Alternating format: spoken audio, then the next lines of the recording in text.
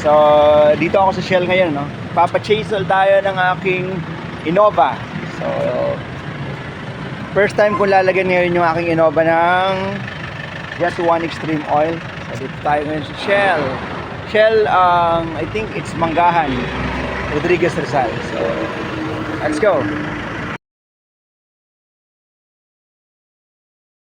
And so, tinatanggal na yung oil filter.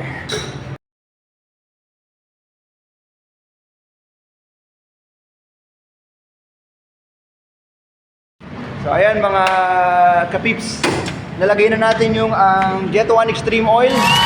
So dalawa yung nilagay natin.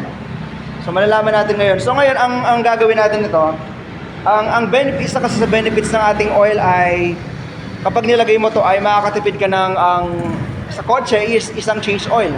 So ang gagawin mo lang sa next change oil supposed to be, dapat ang gagawin mo na lang, papalitan mo na lang yung oil filter.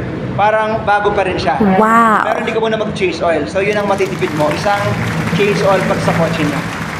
So mamaya ikukwento ko sa inyo yung effect niya doon sa engine niya pag pinaandar ko na yung lakas ng power niya. Ayan. Pero pag ang gamit nyo lang motor is makakatipid kayo ng 2 to 3 times na change oil. Wow! Ayan o. My personal review sa aking Jet One Extreme Oil.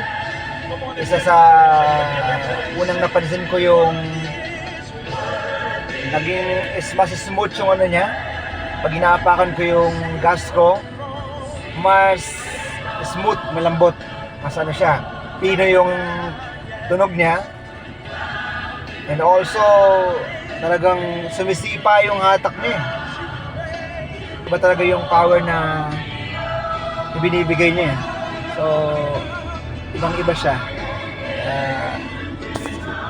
Panalo talaga.